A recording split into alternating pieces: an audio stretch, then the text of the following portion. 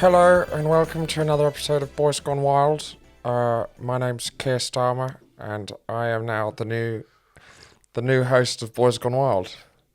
I'm joined with my co-host Andrew Cohen. Oh, I'm still me. You're still you, Yeah. but I'm Kier Starmer now. It's good to have you here. Kier, could you talk us through what happened and how you ended up becoming the host of Boys Gone Wild? Well, I thought it was important to connect with the key demographic, which is teenage girls. Yeah. And I thought there's no better way than to do it through the best podcast in the country at the moment, Boys Gone Wild.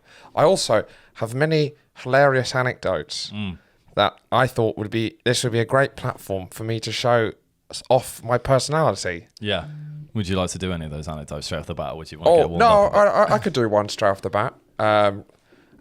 When about 45 years ago,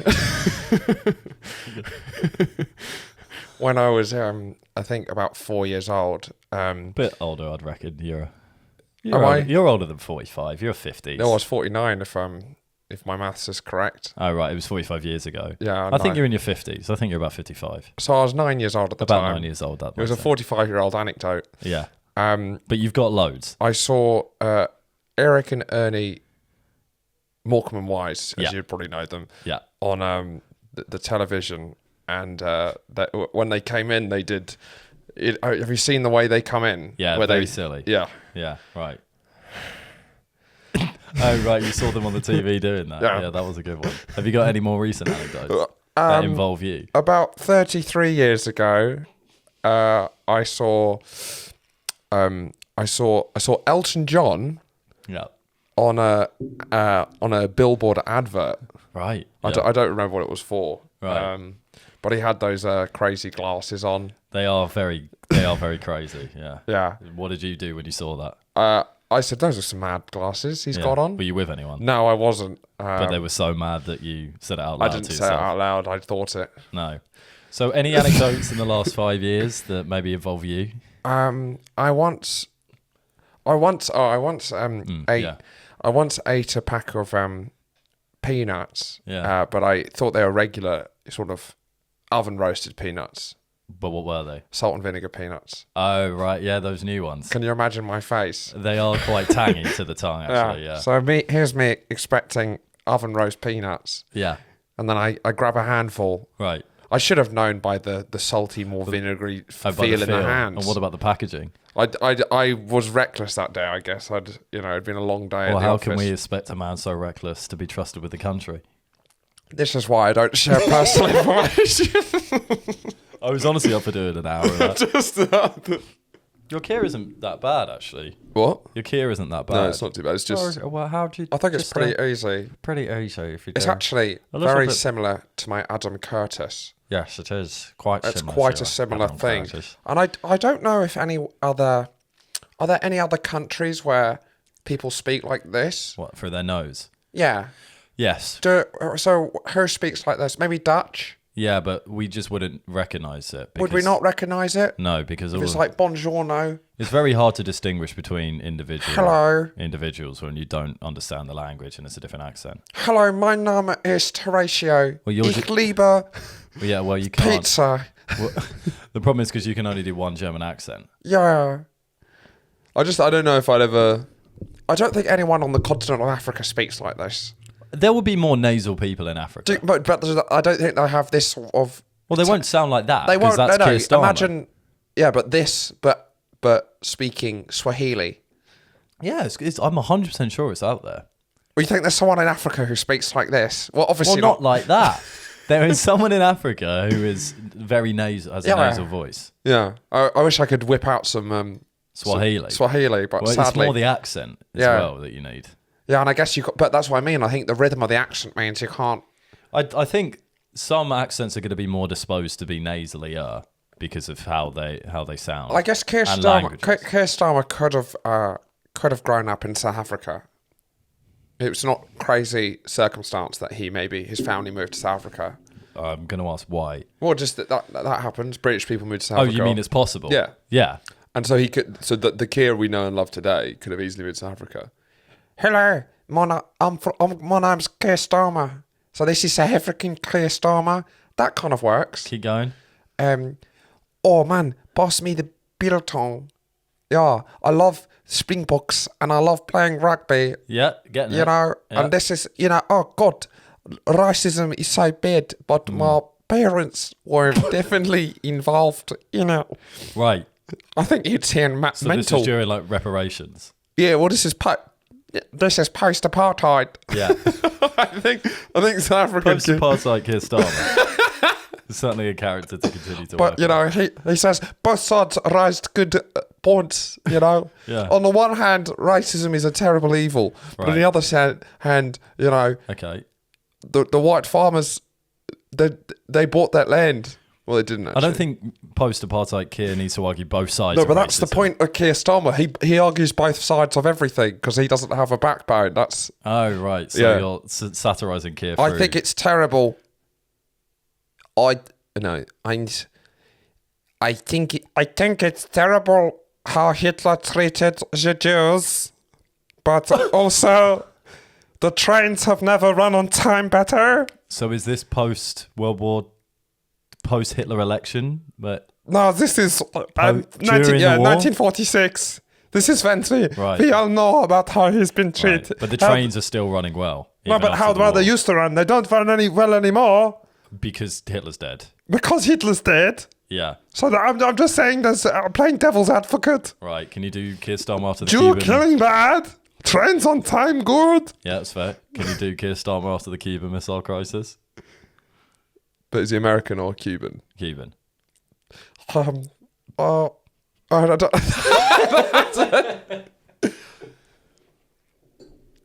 Hey. That was a close one, huh? Okay. We nearly destroyed the whole world because of these capitalist pigs, huh? Yeah, it's not bad. It's more like it's Mexican Kier- gangster. No, it's Scarface. He's Cuban. That was the whole world nearly ended because of these American capitalist pigs. Yeah. But I think Cuban Starmer is a bit less of a nerd, than German or British Kier Starmer. Less of That's a nerd. that's like, yeah, he's a bit more. Cuban Kier Starmer's a bit more sexy. Yeah. Well, that was interesting.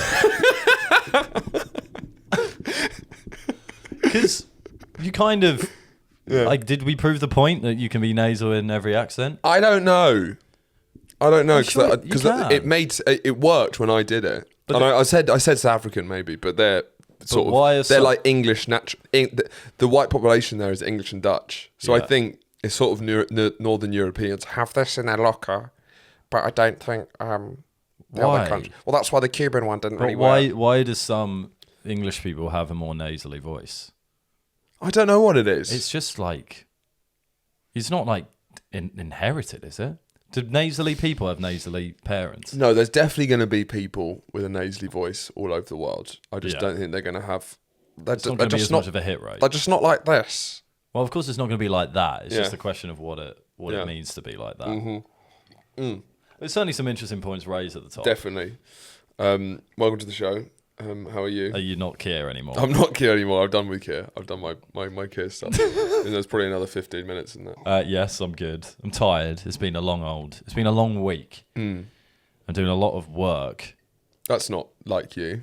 Well, it actually is. Okay. And that's the problem. No, I had a lot of non-lunch breaks and 6 a.m. starts and longer than that, 12-hour days. So Is it because there's a new promotion at work? Well, kind of. It's not really that. It's just you gotta. It's kind of starting off the job. You gotta make sure you put in the hours in before you find the lay of the land, and then you can slack off. Or Yeah, not so you're in that slack off. terrible bit where you have to. Yeah. Well, it's more that I need, and just because I'm still talking to people at work, so I've got to make sure I'm around, so I can't just disappear to do a sketch. Yeah. Which means I'm doing sketches in lunch breaks, which means I'm not having breaks. Yeah. Which means I'm then dying at the end of the day. All work and no play. Makes Drew a And happy boy. makes Drew. Was that the thing? All work and no play makes Jack Angry? angry, sad. Yeah, something like that. But that's basically you. I'm basically in the plot of The Shining. Yeah. Is what's happening. Yeah. Well, no, because it's fun. I like a good amount of work, but you got to get the right amount of sleep in. Yeah. That's the thing. And if you have the problem is if you have too heavy a weekend, and then you never really get set up for the start of the week. If you have a kind of chill Sunday. What's your perfect weekend? Get lit Friday, Saturday. What, double whammy? Yeah, Saturday. Yeah, it's Friday. Get lit. So I thought your point was... my point is don't get lit on Sunday. As well as Friday. As well as Friday and Saturday. That's my advice as a 25-year-old man that I've come to learn. Yeah. No, you got to... So Friday, Saturday, which one do you go harder? Friday. Yeah. Friday go fucking hard. Well, the thing is Saturday is I often, you go hard earlier. You might not go as hard. Friday's like you've been hit by a train all of a sudden. Yeah, because everything starts later. But Saturday you can day drink. Saturday you wake up and you're basically waiting to get going. Yeah. I don't like lounging about on a Saturday. I want to attack the day. What does attack the day look like for you on a Saturday? Hit the pubs. That's what I mean. It's not lit. You're not going for a canal walk. No, because I'm not. Nothing. Because I'm not lame. Yeah. I'm not hitting the markets. I'm not hitting the canals. But you need the day to get going. Yeah. Pub. What's your dream time to be at the pub on a Saturday? 2 p.m. Yeah, latest 3. I don't like, because often there's sport on. It's good to. I don't want to I'll generally wake up, cook breakfast. I tend to make a cooked breakfast on a Saturday because there's something to do. Deviled eggs. Deviled eggs for me. Don't like eggs. Yeah. But Elle likes to move lazy about for a bit. You're not into that? She likes to have a slow wake up and then slowly get herself into the day. When I'm like, I'm up, let's fucking do something.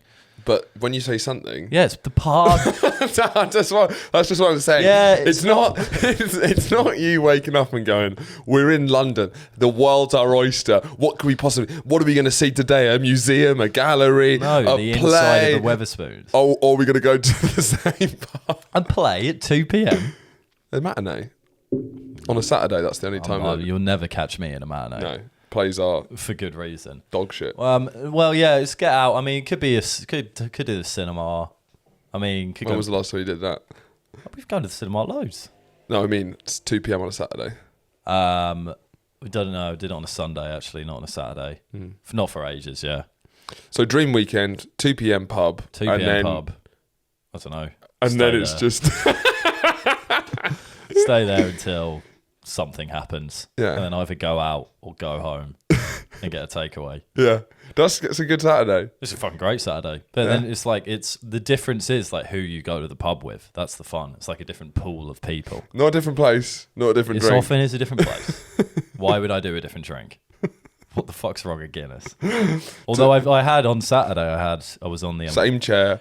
We're not always at the Ross. We go to Central.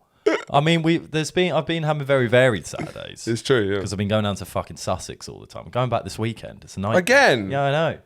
It's my sister's birthday. You need to have a word. Yeah. With your family. Yeah, I know. I was like, I need to stop seeing you guys. Because I'm sure they're getting a bit fed up with me as well. Really? There was, when Mum realised I was coming down, there was a slight oh, okay. Really? And you don't want that? You always want it excitement. To be like, wow, Andrew's come back. Not, he's here again. Yeah.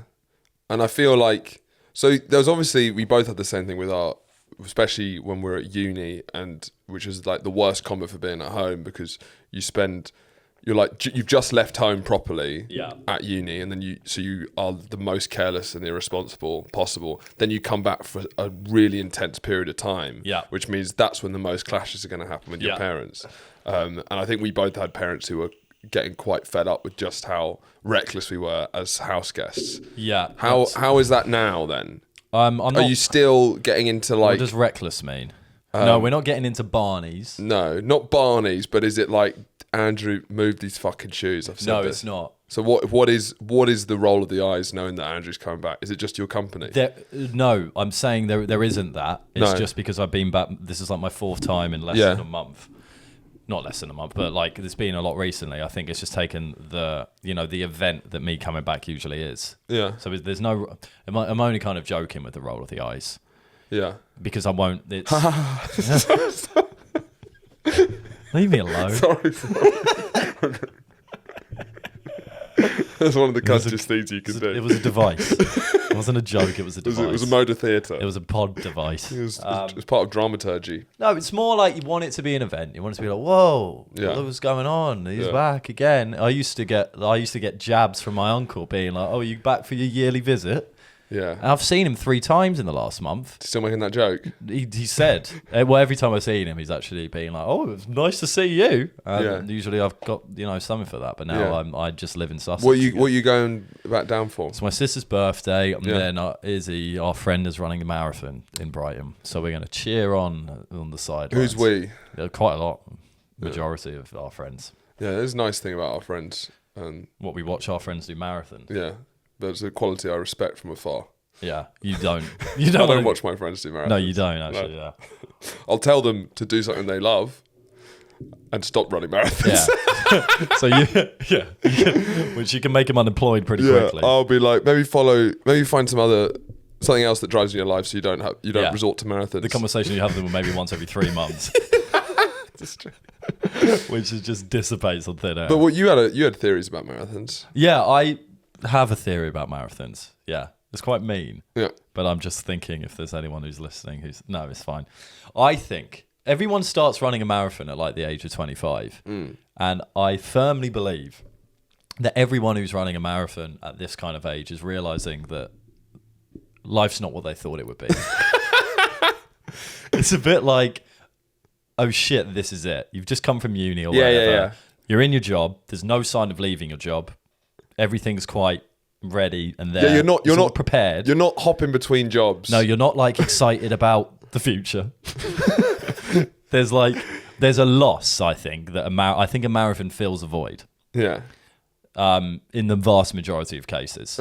Now, it's not saying you shouldn't run it because it's a good thing to give you a goal. Yeah, it's a good way. But I just want to say that marathon isn't going to give you direction. I don't know who needs to hear this. If someone does, but maybe make some changes in your life instead of running the marathon. I know changes aren't easy. But maybe the marathon gives you changes. Maybe it gives you the changes you need. So you run 26 miles and then you're like, oh, if I can do this, I can do anything. Sort of, I guess so. Yeah, but that's wrong. Yeah. Do you think you'd ever run a marathon? Maybe. I don't it's not something where I'm like, yeah, fuck yeah, now I know I can do it. I don't really care if I can do it or not. No, nor do I. I'm sure I could. Give it, yeah, definitely. Yeah. I think anyone can. Even everyone. Even everyone? Even everyone. Like, if you put were you saying if you're overweight? Not if you're overweight. Or if you've got a disability. If you're Brendan Fraser in The Whale. Right, if you're Brendan Fraser in The Whale, then... Well, could he? Yeah, but give it a year and he can run a marathon. What, is that how long it took him? Not to run the marathon. Give him a year of training. This guy can run the marathon next Give him a year's head start. Anyone with an appropriate amount of training can run a marathon. Yeah, not a year. Well, you think more than a year? Yeah. For Brendan Fraser in The Whale? I don't know. You can run a marathon like overweight, but you can have, if you do good training, you've got good cardio and you can still run it. Yeah, I wouldn't want to be those knees. Right. Ah! Yeah, I suppose that's true. That's a lot. But you know what I mean? It's not like, it's impressive, and I am impressed when people do it. Don't get me wrong. But it's not like unbelievable. Yeah. I think, because I remember when I was growing up, I thought a marathon, that would be quite a cool thing to do, that endorphin rush. And I had the same thing about Everest. I'm not interested in Everest. I'm never going to climb. People die. Well, it's more actually just, and I don't like to be this guy, but I actually think it's really problematic. Do you?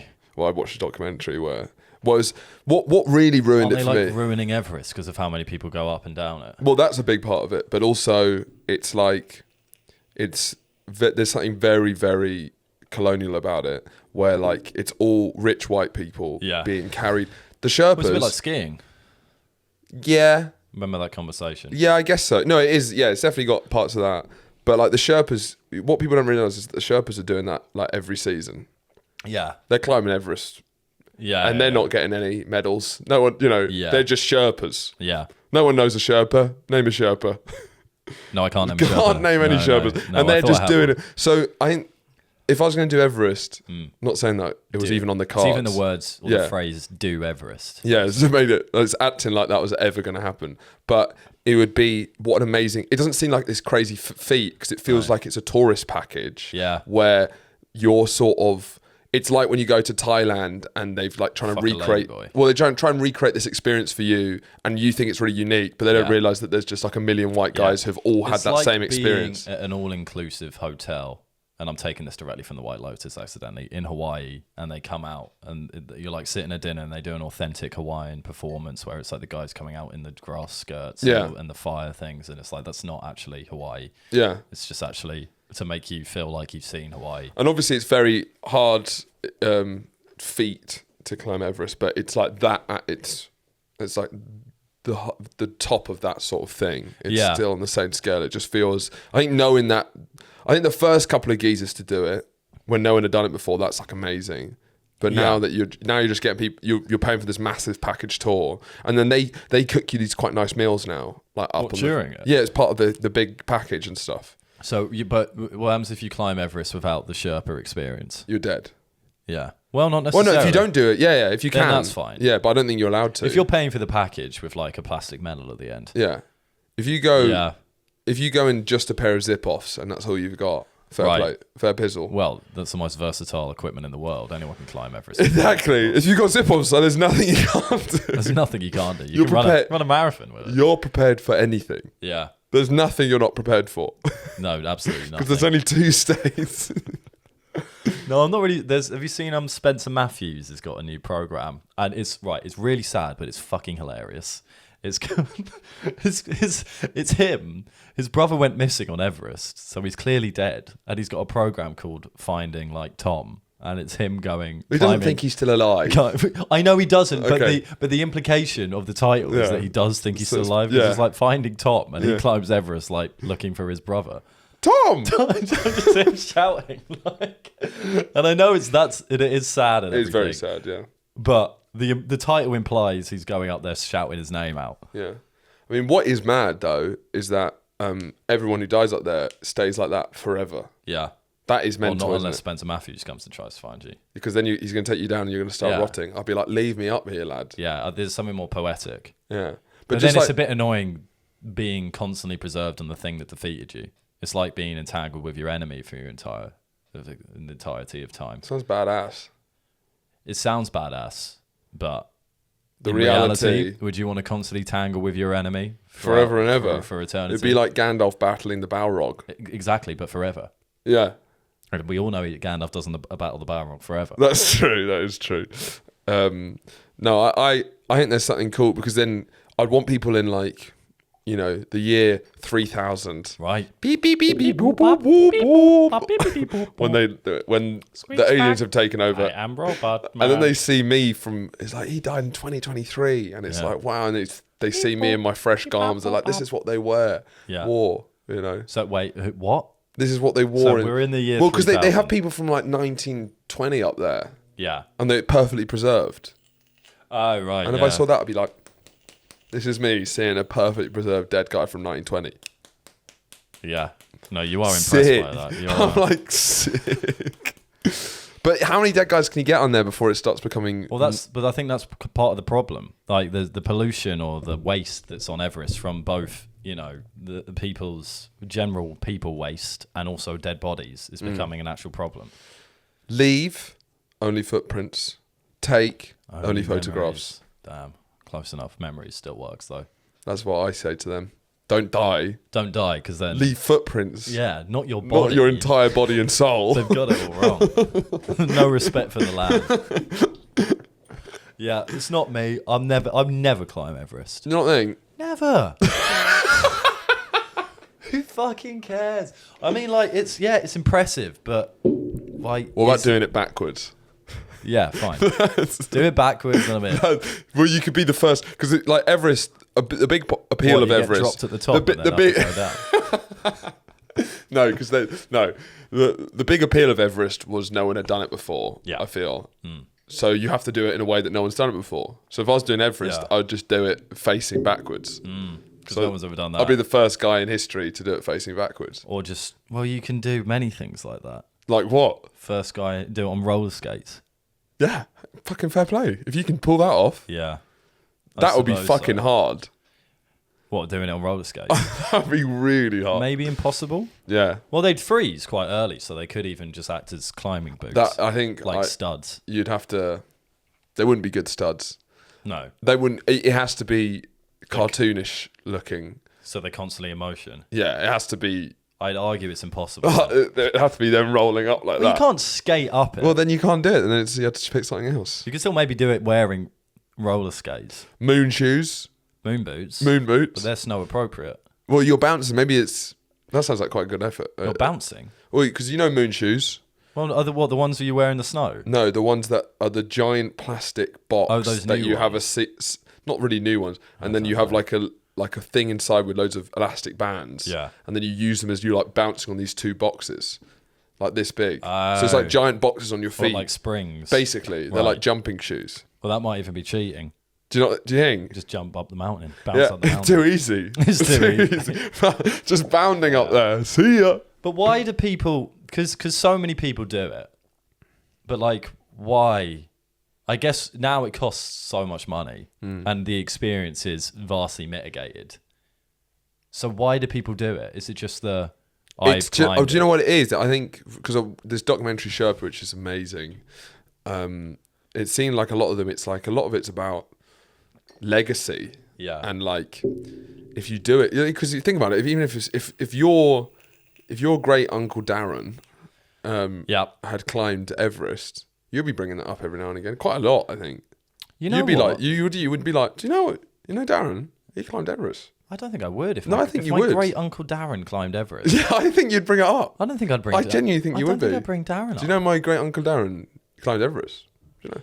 But it seems that my great uncle Darren climbed Everest. That's you all the time. I don't think it is me. I just think there's quite a lot of people that do it. I can't name it. You just see him out and about on the road, like in the street. You see him on, I don't know, you just like, Spencer Matthews is climbing Everest. This thing is he going up? Yeah. That's the whole thing about him finding his brother. Imagine if he dies as well. Well, then we'd have to make a documentary. Finding Spencer around. No, we wouldn't. We'd give up on Tom. Yeah. This is about Spencer. But like, the Made in Chelsea guy's doing it. I know, like, whatever that says, but if you're made in Chelsea, if you made it in Chelsea, you can make it anywhere. Yep, no, that adds up. I think that's the tagline. That's the saying. That's the tagline of the If you can make it in Chelsea, you can make it anywhere. I'm not saying he shouldn't do it. I'm saying the mystery behind Everest is truly gone. But not when your great uncle Darren did it. Well, but I'm talking about now. Yeah, I'm just saying it still gives a sense of legacy to your family. I don't. If I climbed Everest and pride. If I climbed Everest in 20 years, in 30 years, my kids aren't bringing it up. I think how it would come out wouldn't be as spectacular as maybe, the chivalrous knights of old, but it would be. Do you know my big gay uncle? Is that me? Yeah. And they'll go. People in the year 20 whatever will go. All right. They won't fucking care. Yeah, but you'd still bring it up. I wouldn't even care that much. If you came to me now and said, my great uncle Bob climbed Everest, I'd go, cool. Yeah, and that's enough. And I would immediately forget it. That's why I'd keep telling you. Well, there it is. It's more just to keep people's memory aligned rather than anything else. So I think there's a legacy element there. But on this Sherpa documentary, there was like this Japanese couple who have tried to climb it 4 times, and every time, because you only have one season you can do it in, it's one small period. Yeah. And then if the weather's not right, you just can't go that year. Yeah. So that 4 times they tried. And the weather's not been right. Yeah. So to me, it's not that big a deal. Yeah. I'd stop trying to climb it. Yeah. Do you know what I mean? Yeah. That's not even that interesting. Yeah. That they've tried it 4 times and the weather's been bad. Yeah, I agree. I wouldn't do it. I'm not saying I would. Yeah, yeah. What would you want to do then of the big things? What are the big things? Marathon Everest. No, marathon's not. Well, it's in the same conversation. What other big things are there other than Everest? You can't compare the, well, I'm not, the Brighton Marathon. Well, we were discussing it. Yeah. I'm not. But what other things are there? Well, compare something to Everest, though. Climbing K2. K2? Yeah. It's the second are we just talking about climbing... That's the second biggest mountain. We're just talking about climbing big mountains. I'm never going to climb a mountain. I have no you can interest walk the Sahara. You can swim the Channel. You can't unless you're a celebrity doing it for charity. You can't feasibly swim the Channel. Why not? You got to do you have to have celebrity status to make it across? Yeah, you've got to have like boats just in case you die. I feel like there's more. You've got to have at least made one appearance on the Jonathan Ross show if you want to make it. That's what I think. They don't give you a boat to look after you unless you've gone on the Jonathan Ross show. You get 2 if you've gone on Norton. Do you remember when Williams did it? Would you want to? Yeah, well, no. Williams swam the fucking swam the River Thames. No, he swam the Channel. Williams swam. He might have done both, but he definitely swam. Yeah, he was always doing that shit. And I remember them goosing him up with goose lard. No, like juicing him up with moose lard. No, they like. I remember vividly. So he swam the Channel, and then to stop him like freezing, they would like slather him with this like fat some sort. And I remember his meaty body covered in goose lard. Yeah. And I just that's one of the few images I have from my childhood. How often was that displayed to you? Well, it was once, but it was burnt deep into my retinas. Yeah. And it comes back to haunt me. Yeah. Upon the evening. Upon the floor. Which actually brings me to a gripe in some ways. Go on. David Williams covered in goose lard. Yeah. Get it off you, lad. That's it. I think it's to do with charity. And it's always in a group chat when someone, or in a group chat or on a Facebook status or like an Instagram post or anything, and someone's raising money for whatever, for cancer research, or whatever. They're doing something that they're raising money for. It could be for their birthday, they're doing nothing at all. Or in the same vein, when someone is owed a lot of money from they've shared a dinner with other people, right? And they say, could you all transfer me this, please? Different, but quite different things. Exactly, but it brings out the same cunt every time. Okay. Not a cunt is too strong a word. They're not terrible, but they are terrible. Yeah. Is when people go like, done, kiss. Okay, yeah. On a That's when great. someone, don't just letting you guys know, I'm running a half marathon for cancer research. Just any donations would be really appreciated. Here's the link to the page. Yeah. And that one guy that goes like, done, kiss. I don't need to know that you've fucking done that. What would you do? Donate and not say a fucking word. Would you give him one of these? I didn't want to. What, after I've donated? Yeah. No, but you know, it's like when someone's like, done, it's like, all right. Yeah. Why do you need to sell? Why, let's focus on the charity one rather than the owed money one. The charity one, the only reason you're saying done is to be like, look at me, I've donated. But I would do. If I had someone for dinner, I would probably say done, just because it's. But then it actually that's practical. It's right? not practical. It's the opposite of practical. It's not the opposite of practical. I collect all. That's not the opposite of practical. It is. It's impractical. It's annoying. I'm not saying done for. I know. Energy which bills. is why I said let's focus on the charity one initially. Yeah. But we can go to the. But if there's someone who I'm not paying at the same time every month. Okay. Bills. When I ask for bills. Bills Cohen. Bills Cohen. My alter accounting ego. I ask for the bill money every month. Yeah. I don't need you to. You send me the money. I get a notification saying Horatio has sent you. Do I say done? Sometimes you do. Do I? Yeah. You sometimes stop doing it. Yeah, I sometimes do it. Yeah. But I don't know. Do you know why. what used to piss me off? More irrationally. You know, you'd never. You wouldn't always just open with how much is owed, because I know it's the same as last month, but I have to go work that out sometimes or find out what it was. Well, why should I go and work that out? I just feel that's... If it's the same every month, to be honest, you should have set up a direct debit by this point. Yeah. Probably. I mean, no, because have you got a direct debit to anyone? No, because I do all the bills. I do Wi-Fi. You do Wi-Fi. The Wi-Fi is my doing. Wi-Fi. And I very nearly handed Wi-Fi over to you because it is just a bit impractical, but I think that's the only thing that keeps my credit score afloat. Which is mental, because it's basically I'm paying like Wi-Fi is. I mean, I've had someone ring on trying to get us on new deals, and I'm literally like, we pay nothing. Wi-Fi is so cheap, well, especially in a house of 4 people. For what you get for Wi-Fi, we pay £6 a month each. Yeah, it's true. For the internet, it's astonishing. For all everything. Of the pornographic images you can desire. Yeah, you got everything for £6 a month. It's just ridiculous. Yeah. And there's a guy's like a Wi-Fi salesman for some reason are some of the most They're like estate agents for some reason. What, pushy or? They're pushy, and they're just the biggest bullshitters in the game. Yeah. Or maybe it's because they're the only salesman I actually have to deal with. That's true. Because it's the only bill that I manage. Well, it's the only one you're going to get salesman. Well, I don't know. Yeah, and they're just like constantly trying to sell on this idea. And I basically got him to admit that it wasn't going to be any faster. Yeah. And then he said it was slightly cheaper. And then I managed to get a deal with the one we're in now, which was even cheaper than that. Anyway. Wi-Fi's a crazy place. Me paying that out of my account every month. So that's £25 a month I basically now spend. Yeah. That alone is keeping my credit score in the green. That is all people in finance, in accounting are going, this man can be trusted. Yeah. With getting a mortgage. This guy can hold down a job. Well, it will help. Like if it's in the green, like it's nearly 7 out of 10. I don't know what that really means, but that's I've seen people with wild credit scores. That's really important when you're buying a house. Yeah, bills pay. Paying rent. Yeah, don't give a fuck.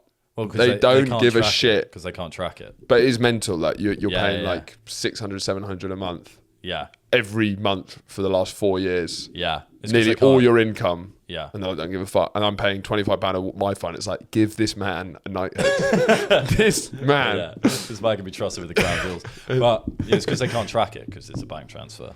Yeah, I guess so.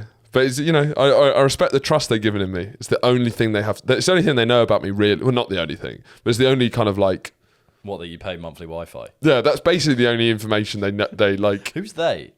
I don't really know. You keep your kind of like. Well, you know more about this because you're trying to shut down crooks like me. Yeah. Chances. Chances.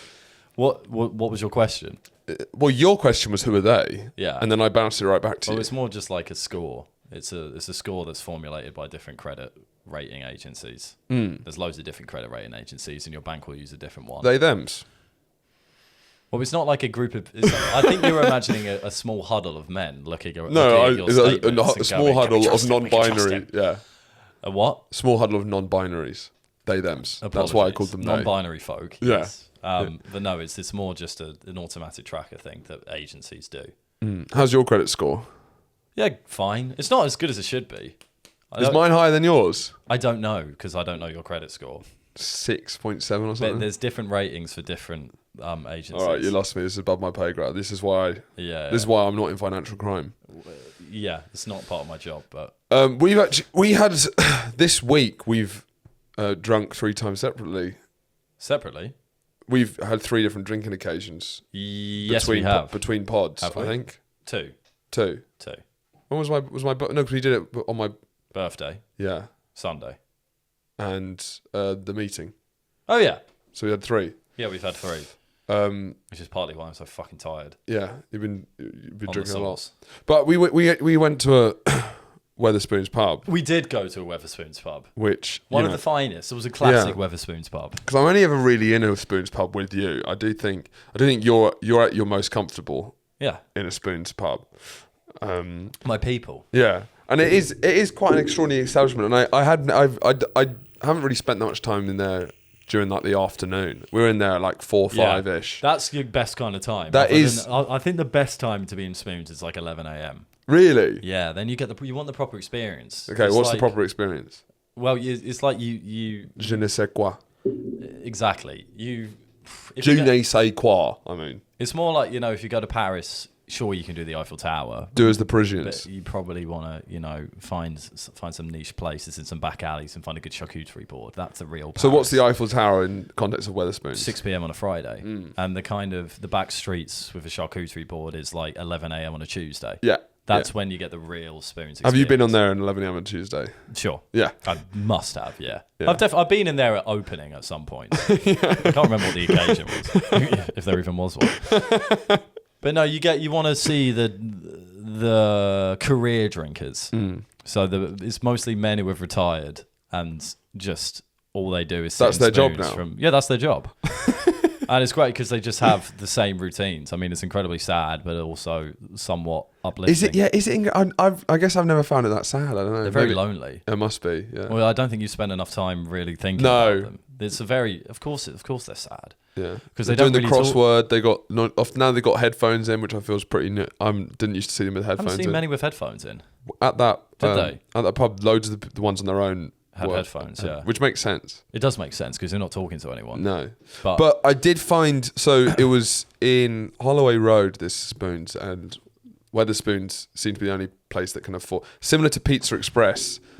When like a great old building that used to do something cultural that obviously can't be funded due to neoliberalism, the only people who can come in and afford to take over these like grand old buildings are only Pizza Express or Wetherspoons. There's no more. There's just only those two. Like some of the Pizza Expresses are some of the most beautiful buildings I've ever seen, and it's just like. Do you not whack an Apple store in there though? Yeah. Apple Store get a couple. Yeah. McDonald's do. McDonald's have some posh places. Yeah, surprisingly posh for McDonald's. There's no retention. They're not on the architecture because they just make it into McDonald's. But Pizza Express, there's one in Chelsea that was like this eccentric artist's mansion on the King's Road, and that's now, and it's like this incredible building, and that's now a Pizza Express. That's now screaming children flicking dough balls. You know? Yeah, sticky garlic butter fingers. And Wetherspoons has some of the best buildings in London. It's true. Taken over, and it's kind of the only time I go into a public space that big. Like there's really beer hall ones, and there's an ASMR quality to a Wetherspoons where it is quite soothing. I could put down like 3 hours of Wetherspoons at 3 p.m. Yeah, big hall. Because there's no music. No, there's just no TV. Kind of quiet chatter.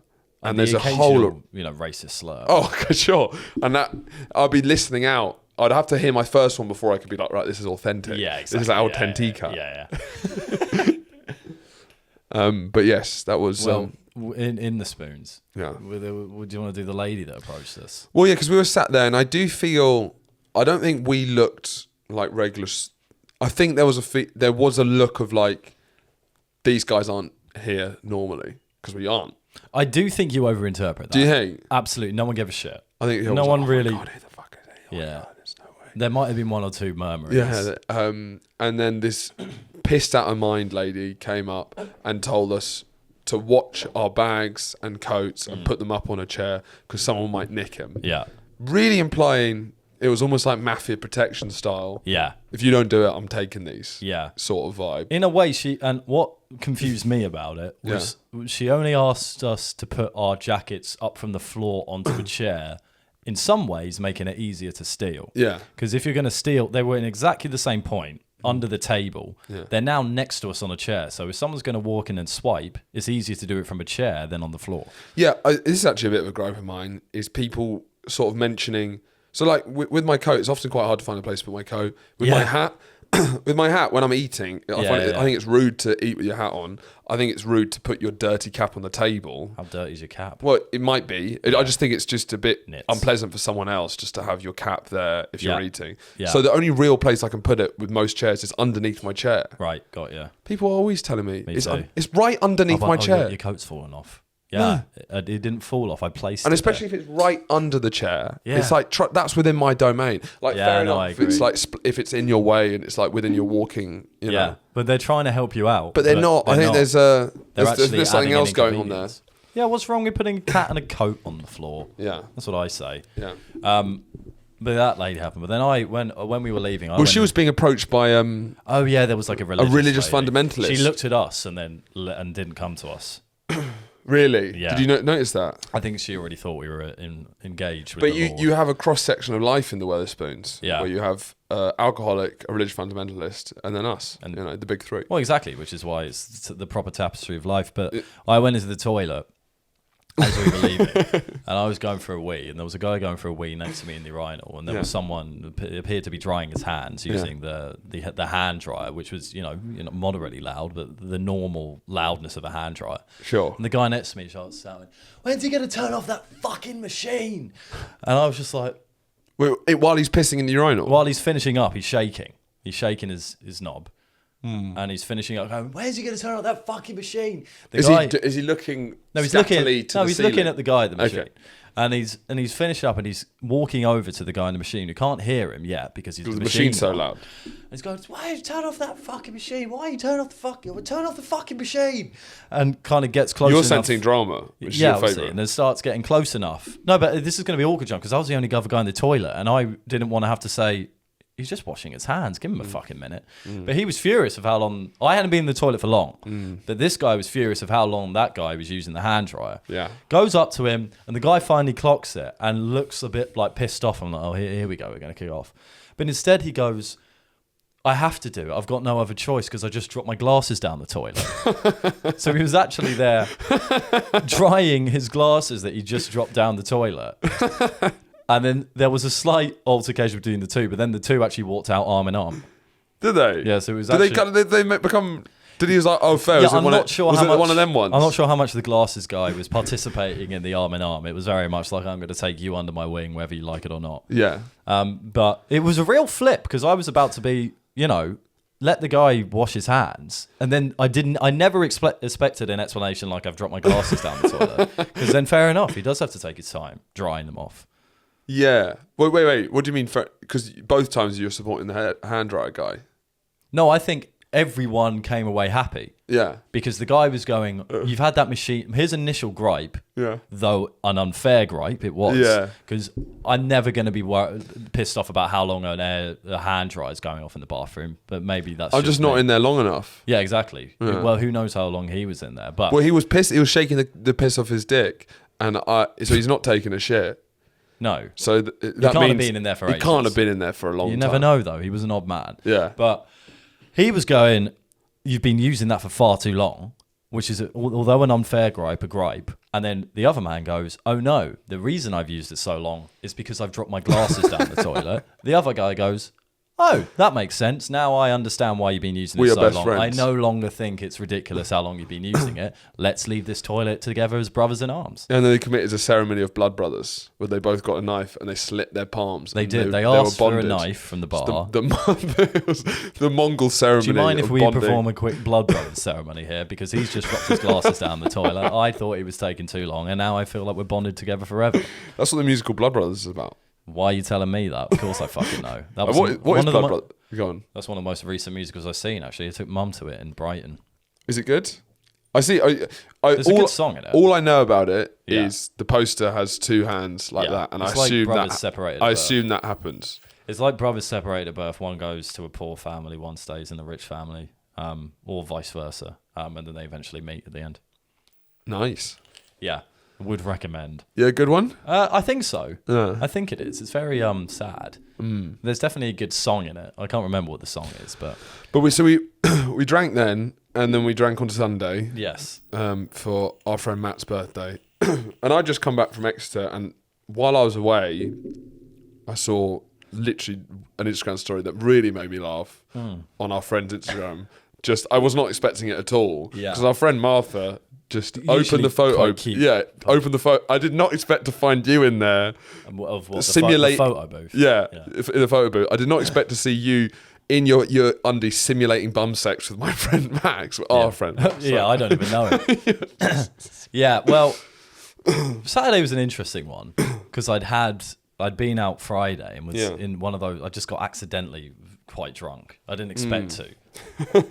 What a And then I was very hungover and was in quite an abrasive mood. But that's just part of the fun, It's like a lucky dip. But you have quite a stern approach to hangovers, which is drink through. Well, not always drink through, but it's just like get over it and get up and keep moving or you'll die. Guinnesses, yeah. Well, yeah, often. Yeah.